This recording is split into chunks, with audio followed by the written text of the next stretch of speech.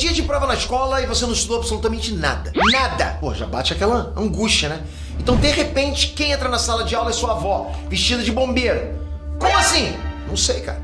Só sei que sua avó começa a sair no tapa com um jacaré e você tem que fugir, porque a sala virou um caos. Você pula da janela e já cai dentro do carro do Mario Kart. Que é isso? Que birutice é essa, né? É sonho. Você tá sonhando. É no sonho que essas coisas malucas acontecem. Agora, você sabe o que realmente são os sonhos? E se desse pra gente entrar no sonho de outra pessoa? Inception é possível? Bom, a ciência descobriu um jeito. Vamos ver agora tudo que a ciência descobriu sobre os sonhos. Esse vídeo vai explodir sua cabeça.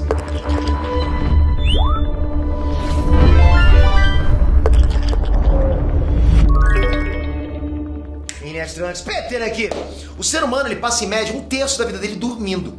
É dentro desse período, né, que ele vive uma espécie de outra vida, sabe, uma espécie de transição para um mundo paralelo. Não é um isekai, ok? É um negócio que acontece só dentro do seu cérebro. Não é feito de nenhuma substância, é algo absolutamente natural. São sonhos. É óbvio que o negócio que acontece com todo mundo todos os dias vai virar assunto, lógico, né? Nos tempos antigos, as pessoas acreditavam que os sonhos podiam virar profecias, podiam acontecer realmente. Hoje o sonho faz parte da própria cultura pop. É Sandman, é Freddy Krueger, é Inception. A gente pira com o mundo dos sonhos. Mas, afinal, é só doideira do nosso cérebro ou tem algo por trás? Vamos conferir isso agora. Olha, a primeira grande revelação é que a gente não sonha a noite inteira. Sabia disso? É só uma fração do tempo que você fica na cama.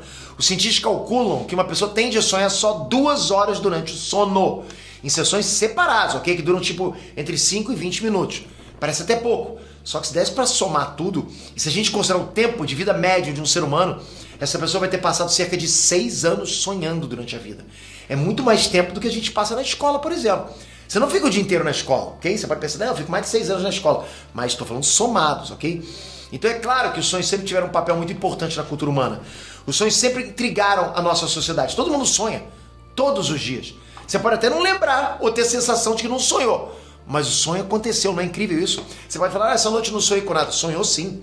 Então desde o comecinho da civilização, a gente está conversando sobre isso. A gente está tentando entender a origem e o significado dos sonhos. A gente sempre quer entender o significado dos nossos sonhos. Tipo, hoje eu sonhei com isso. O que significa isso? O que quer dizer para minha vida, né? A gente sempre não quer saber isso. Bom, a primeira ideia do que seriam os sonhos foi uma ideia mística. Os sonhos seriam um lugar de encontro, um ponto onde o homem receberia algum tipo de entidade externa. Olha o conceito de Inception existindo milhares de anos no passado, né? Porque nessa visão do sonho, o homem seria um ser passivo e o sujeito da ação seria uma força externa a ele. Uma força que passaria imagens e sons para transmitir uma mensagem. Entende? Ou seja, a pessoa que está sonhando seria um coadjuvante. As mensagens vinham de fora. Um dos primeiros registros históricos dessa ideia data de mais de 2000 anos antes de Cristo. O rei Gudja, da cidade sumeriana de Lagash, teria recebido uma mensagem e esse seria o motivo para o rei determinar a reconstrução do templo de Ningirsu. Guardou esses nomes? Nem precisava. Isso foi só para vocês entenderem que o bagulho é antigo e o bagulho é louco demais, né? Um rei mandou derrubar um templo inteiro e fazer outro por causa de um sonho. Entende? Os antigos egípcios também defendiam esse conceito. Eles acreditavam que os sonhos eram a melhor forma de comunicação com os deuses. Os sonhos acabaram se tornando uma espécie de ritual, né, em que os sacerdotes egípcios iam dormir em lugares especiais. Eram santuários com camas exclusivas para isso. Eu não sei se essa esposa acreditava nessa história, mas era verdade, né? O sacerdote ia dormir com um problema ou um questionamento na cabeça e induzia uma resposta no sonho. Podia ser um aviso, podia ser um conselho, um conforto, mas eles acreditavam que esse recado vinha dos deuses, através do sonho. Se a gente for ver as referências da mitologia grega, a gente tem Morfeus ou Oneiros, o deus dos sonhos. Morfeus também enviava avisos e sinais através dos sonhos, principalmente para aqueles que dormiam em templos dedicados a ele. Para os gregos antigos, os deuses visitavam os sonhadores durante os sonhos, entregavam a mensagem e iam embora depois. Era tipo o zap-zap do Olimpo, entende? Esse conceito espiritual dos sonhos está presente na raiz de praticamente todas as religiões modernas. Nos livros sagrados no hinduísmo, o sonho é descrito como um dos 3 estados da alma, né? Existe o estado desperto, existe o estado do sono profundo e existe o estado intermediário, que aí sim, são os sonhos. Os ensinamentos místicos dos Upanishads foram escritos 300 anos antes de Cristo na Índia e separavam os sonhos em 2 tipos. Sonhos que eram uma manifestação dos desejos internos da pessoa e sonhos que eram tipo aventuras mesmo, em que a alma saía do corpo e era guiada por outras realidades, né? Já no judaísmo primitivo, os sonhos eram considerados como uma parte importante da experiência humana. A pessoa poderia aprender muito no sonho, né? Assim como aprendia com as coisas que fazia acordada. Por outro lado, os antigos hebreus defendiam uma diferenciação entre sonhos bons e sonhos ruins. Para os antigos hebreus, todos os sonhos bons eram uma manifestação da mensagem de Deus, enquanto todos os sonhos ruins eram fruto de espíritos malignos. E o curioso é que os antigos hebreus, eles seguiam a mesma linha dos sacerdotes egípcios. Como? Eles acreditavam que era possível forçar um sonho para se obter uma revelação divina. Bom, daí então a gente chega no cristianismo, que herda dos antigos hebreus boa parte desses conceitos. A Bíblia está repleta de figuras históricas que receberam verdade de Deus através dos sonhos. Inclusive um dos primeiros dicionários de sonho, né, por assim dizer, nasceu no cristianismo. O chamado Somniale Danielis foi escrito no século V depois de Cristo e é inspirado no profeta Daniel, que recebia as profecias dele através da interpretação dos sonhos. No islamismo, os sonhos também têm um papel de destaque, já que os sonhos são a única forma dos muçulmanos receberem uma mensagem divina depois, né, que o Maomé partiu. O islamismo também divide os sonhos em 3 tipos. O sonho verdadeiro, al-Ru'ya, tem inspiração divina.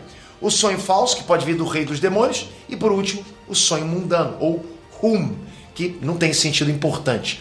Para os muçulmanos, o hum, né, o sonho mundano, pode ter origem nos desejos do sonhador ou naquilo que já experimentou quando acordado. Então assim, você vai percebendo, né, como diferentes culturas, diferentes religiões acabam chegando em conclusões muito parecidas. E agora vem a segunda grande revelação, né? Tirando o aspecto divino, a ciência concorda com praticamente tudo que as religiões já levantaram sobre os sonhos. Olha isso. Então vamos lá. Aqui estamos nós, milhares de anos depois, milhares de especulações depois, milhares de interpretações religiosas ou místicas a respeito. E o que a ciência tem a dizer sobre tudo isso? A gente continua sabendo que parte do cérebro do sonho surge.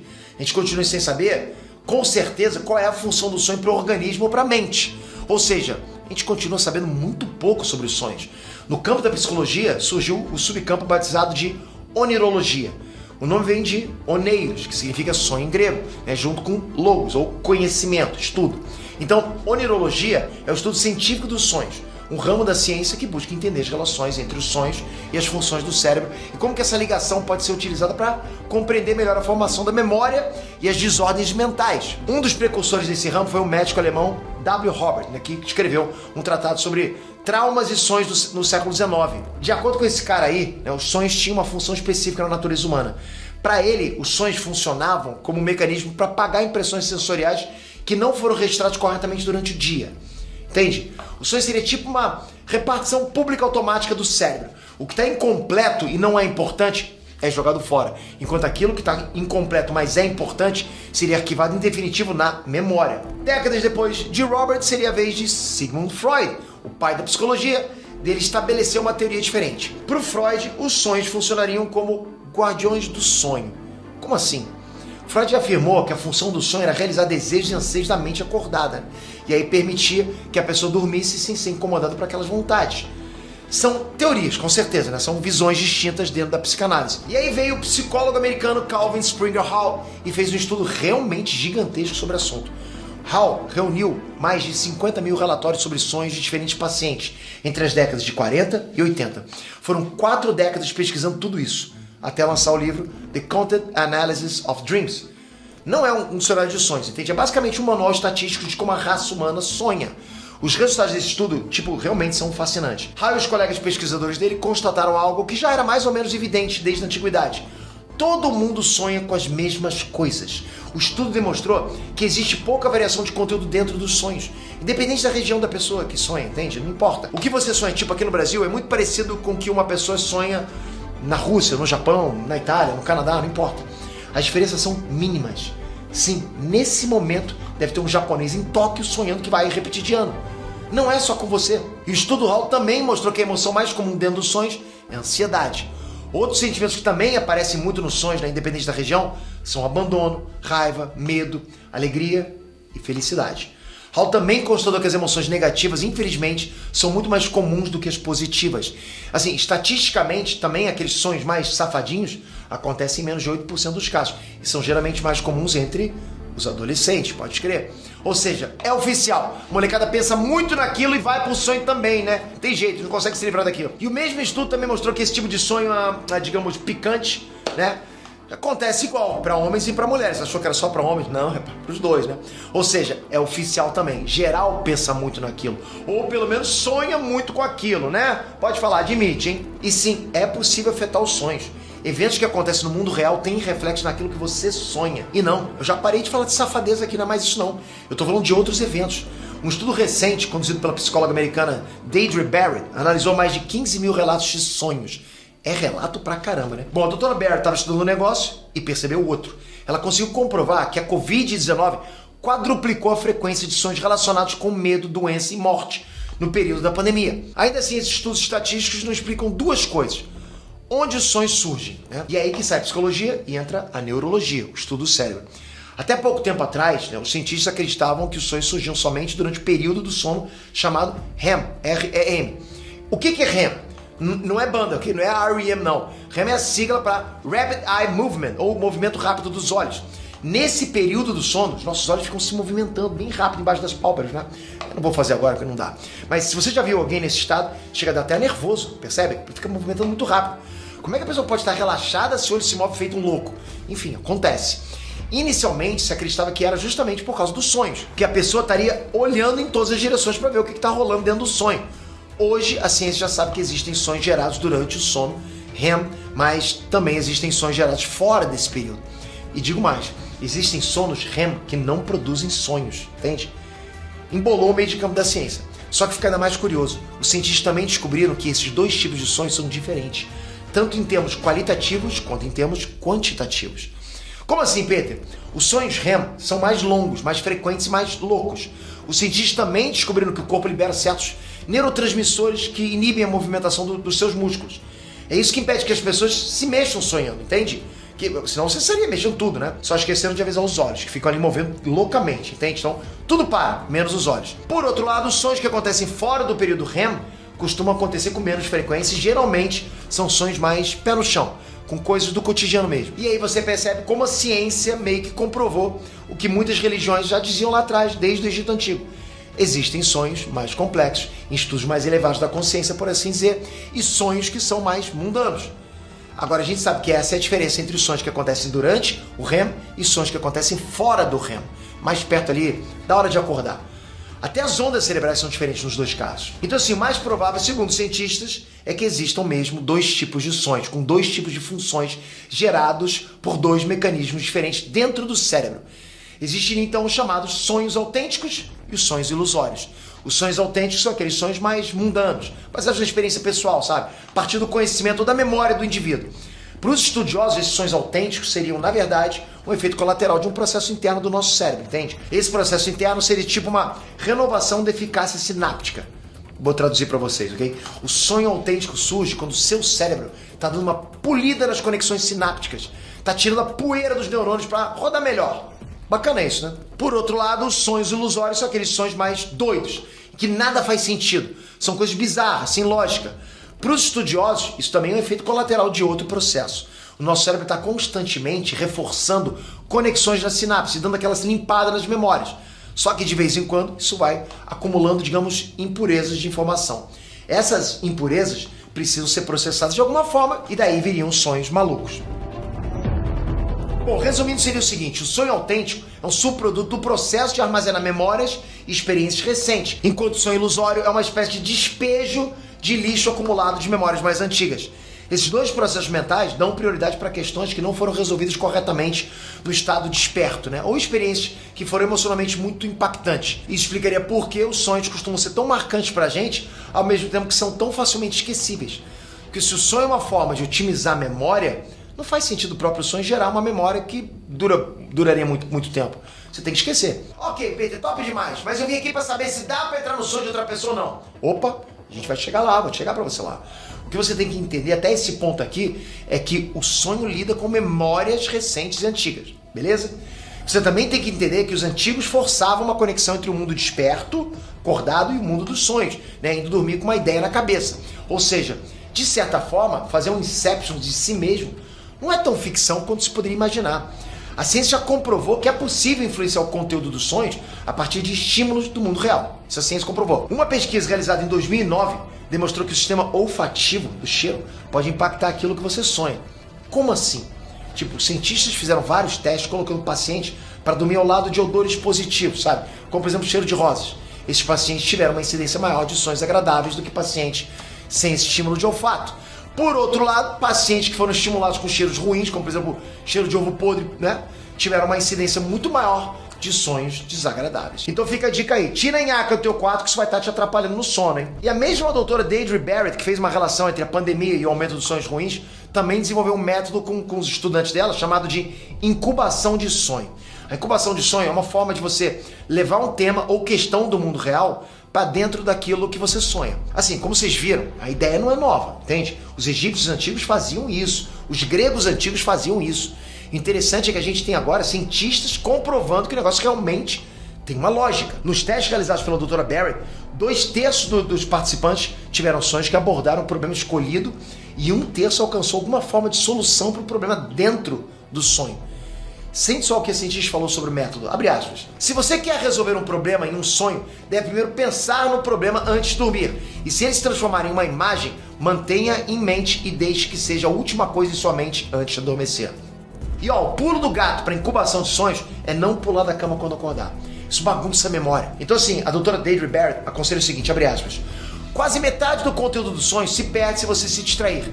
Então deite-se ali, não faça mais nada. Se você não se lembrar de um sonho imediatamente, veja se sente uma emoção específica. Todo sonho virá à tona. Existem, galera, muitas obras artísticas que surgiram dentro de um sonho a partir de algum tipo de incubação. A escritora Mary Shelley foi dormir com a ideia na cabeça e acordou com a história do Frankenstein completa. Muitos dos elementos do livro Médico e o Monstro também surgiram a partir de sonhos do autor. Mais recentemente, o primeiro livro Crepúsculo surgiu para a autora num sonho, quando ela estava precisando lá de uma história. O guitarrista dos Rolling Stones, o Keith Richards, foi dormir obcecado por uma música e acordou com o riff prontinho de Satisfaction. Paul McCartney sonhou com a música Let It Be depois que ele passou a noite relembrando da falecida mãe dele. Também, ó, existem muitas descobertas científicas que começaram da mesma forma, incubação de sonhos. O método científico, a base de tudo aquilo que a gente chama de ciência, veio em 3 sonhos diferentes quando Descartes estava vidrado nessa questão. A tabela periódica surgiu num sonho. A estrutura do átomo surgiu num sonho, né? Antes do físico Niels Bohr testar o que sonhou, eu descobri que estava certo. Então, em 2020, um grupo de cientistas do MIT lançou um projeto ousado. Um influenciador automático de sonhos. Basicamente Inception, né? Mas sem a mente de ninguém entrando na mente de outra pessoa. É você com você. Ou melhor dizendo, é você com a máquina. O método foi batizado de incubação de sonhos direcionada e o aparelho foi batizado de Dormio. O esquema qual é? É juntar um aplicativo de smartphone acoplado com um rastreador de sono que a pessoa veste. Com esse Dormio, os pesquisadores conseguiram preparar a pessoa para sonhar com uma ideia específica através de estímulos externos. E é interessante que, se você lembrar do filme Inception, né, a gente tinha ali um especialista em extrair informações dos sonhos. E esse especialista, que era interpretado pelo Leonardo DiCaprio, é contratado para fazer uma operação muito mais complexa. Em vez de extrair uma informação do sonho de alguém, ele deve plantar uma ideia na mente dessa pessoa. É a tal da Inception. O grande desafio do filme é justamente esse. Como plantar uma ideia. E isso é algo que a ciência já consegue hoje. Sem precisar de âncora, sem precisar de toda uma operação de guerra e tal. A menos, é claro, que o alvo não queira ou que não possa saber que vai ter essa ideia implantada. Então, sim, talvez você ainda precise de um sequestro, uma operação de guerra e tal. Não faça isso, né? É crime, só dizendo. Enfim, tá muito claro que é possível influenciar o conteúdo de um sonho plantando uma informação. O mais complicado do filme já foi. Agora vamos ir um pouquinho mais além. E como é que você extrai uma informação do sonho de outra pessoa? Bom, aí a gente tem outro projeto científico, dessa vez de 2021. Um time de pesquisadores da Holanda, França, Alemanha e Estados Unidos conseguiu se comunicar com 36 voluntários enquanto esses pacientes estavam dentro do sonho. Pera, não é acordar e contar o que sonhou, não. É transmitir informações enquanto o sonho está rolando. É comunicação de dentro do mundo dos sonhos para o mundo real. Esses voluntários eles foram treinados para responder estímulos mesmo dormindo. Os pesquisadores enviavam sinais luminosos e os voluntários respondiam com movimentos dos olhos fechados ou o movimento dos dedos. Foram dezenas de sessões gravadas e o equipamento registrou certinho. Os pacientes estavam dormindo. Eles estavam com um padrão de onda cerebral de sonhos RM, sonhos REM. Mas calma, os resultados não impressionam tanto assim. Foram feitas perguntas de sim ou não, questões matemáticas muito simples. Os voluntários acertaram as respostas em só 18% dos casos. Em outros 17% dos casos, os pesquisadores sequer conseguiram entender a resposta. Não dava nem para entender o que estava sendo respondido.